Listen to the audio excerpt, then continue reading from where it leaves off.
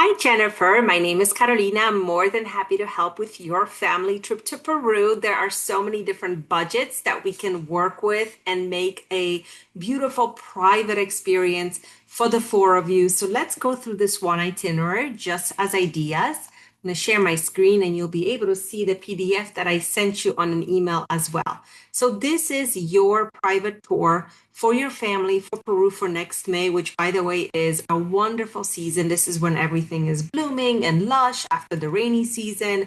It's kind of like it's fall in Peru, but it's really like springtime and it's the beginning of peak season. So you'll see plenty of people coming into Peru to do all of their hikes and kind of expeditions because the weather is fantastic. It's perfect for outdoor activities. So May 22nd, you're going to fly into Lima and we will pick you up, private driver, and take you to a hotel downtown.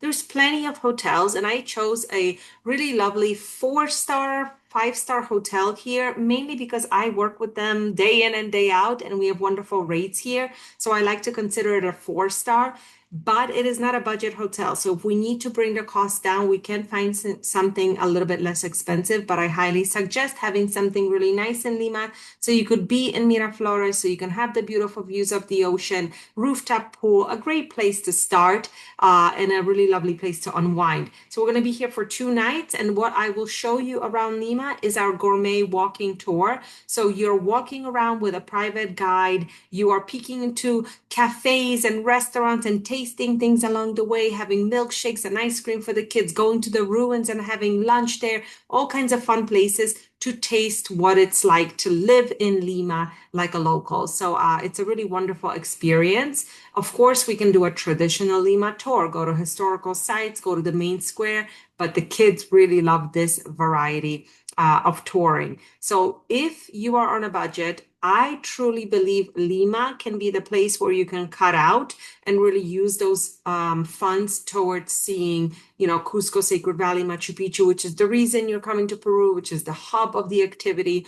Lima is a wonderful city, but it is just another city with, a great location, very modern vibe. So if you are not a huge city fan, I would remove it and that would help you with your budget. If you don't, then this is how it will continue. May 24th, we're going to take our short flight to Cusco. It's just under an hour. And once we're in Cusco, we're in high altitude. So we're going to spend 2 nights in the Sacred Valley where we can acclimate. So for, again, private guides will pick you up. And instead of just heading to the hotel, we're going to see some sites along the way. So we customize and curate our tours. So you can see indigenous communities. So you can see the local villages. So you can see must-see sites like Chincheros, Salineras. These are Inca sites along the way. And then the hotel I chose for you is a four-star property called Aranwa. Great place again to acclimate, spend time with your family, walk around. There's plenty of places to be outside and indoors. There's 2 rooms included throughout the hotels, and that makes me touch on that part. If your kids are still small and you are okay sharing a room, then that will definitely help with the budget. And you can do a family room for 4, which are specific rooms. Very limited amount of those rooms are available, but we obviously have them. If you want to bring the budget even further, then we can use 3-star hotels. We don't typically work with 3-star properties, but there are some beautiful boutiques and things like that that we can suggest for you and incorporate them into your trip if we need to bring the pricing down. These are just some ideas. I wouldn't cut on the touring. I wouldn't cut out on the experiences because that's what's going to make the memories. That's what's going to make the trip special. But if you don't mind staying in lower end hotels, then I have some safe, clean, wonderful 3-star properties that we can incorporate as well. So May 25th is our full day in the Sacred Valley. We'll go to Ollantaytambo, which is kind of a highlight on everybody's bucket list. It's a massive ruins complex, but we'll also take you to Misminay, which is a local indigenous community that we sponsor. Here, you're going to get a Pachamanca ceremony. You're going to see the ladies cook food underground. You're going to meet a shaman. You're going to go on a little expedition of the village. It's a really wonderful, eye-opening experience of what life is like in the Andes. Fantastic for kids. There's plenty of kids in the village. There's usually a soccer ball. So we highly suggest that stop.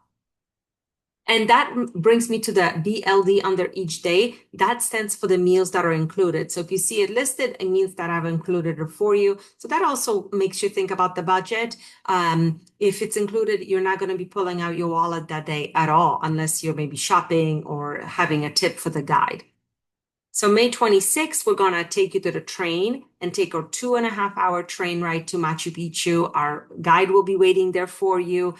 Your luggage or your bag that you have brought on the train will go to the hotel, but you will go to the ruins with your guide and have a private guided tour of Machu Picchu. So you've mentioned you don't want to go hiking, which is fine. What we do is you take the train to the village. From the village, there's a bus up to the gate of the ruins, and you just walk around the ruins. There's not anything too strenuous. Of course, we're in high altitude and there are some steps up and down, but the guide will make sure we're going at your pace and we're not rushing it, so you can definitely feel relaxed. We'll have lunch there and overnight in the village. So Casa del Sol, great 4-star property right in the village. You can explore at night. There's a little market there. And the reason we spend the night is that the next morning we go back to the ruins for sunrise and another visit. So the ruins are split between 6 different circuits. If you visit twice the way it's planned out on this itinerary, then you will see 2 of the circuits. So do 2 different variety of views and parts of the ruins. You cannot see all the ruins at once. And if you are on a budget and you simply are okay with just one visit to the ruins, then we can remove this. It means removing permits, removing the guide. It's going to be less expensive. That could be another idea.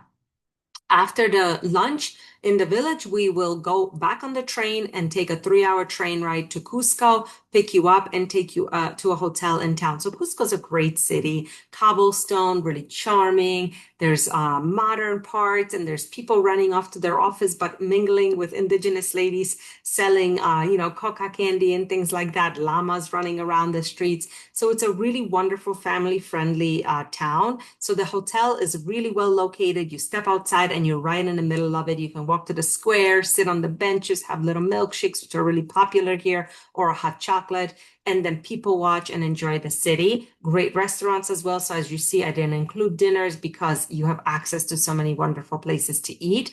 And so on May 28th, a private guide will show you the highlights, of course. We'll sleep in a little bit, then we'll go hike, we'll go touring, we'll go to the market, we'll go to the main square, we'll go to the ruins, and just to give you a good glimpse of what the city is like, and you'll have some free time to explore as well.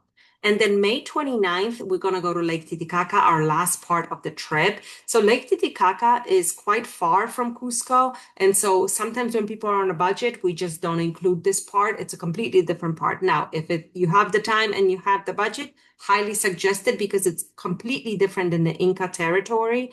They actually speak Aymara. It's a different tribe. And there are people still living there exactly like they were for many generations. So it's very fascinating.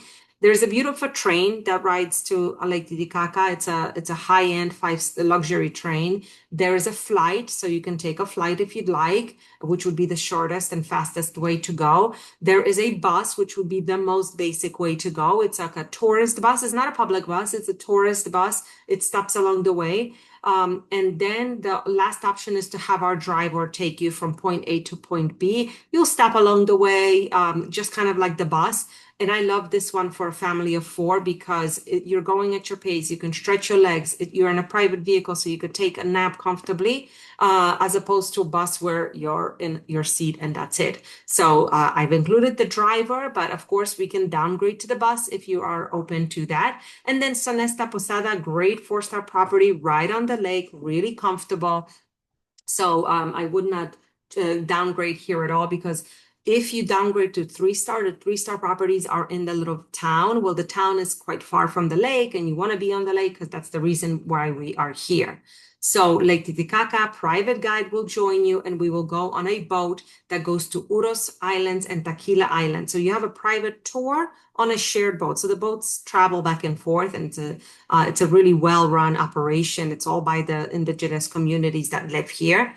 And then after that, another night on the lake. And then on the last day, May 31st, you will take your flight home. So when you're booking your flight home, you're going to book it from Juliaca, which is the airport in Lake Titicaca. It will touch down in Lima and then it will continue on home. Or sometimes it goes to Cusco and then to an international destination. The idea is to fly from Juliaca home, because then it's on one ticket. You're not checking your luggage back and forth. Anyway, we can discuss those details closer to town, closer to departure. But if you have an afternoon flight, then we have some other places that we can show you along the way, like the Sillustani necropolis, fascinating place. Another family lives there, so it's another great place to explore, which we will include if you have the time. So that is 10 days of Peru on a budget, lots of options. Let me know your thoughts. Of course, I will customize it to make sure it fits your family. Thank you so much for listening and happy travels.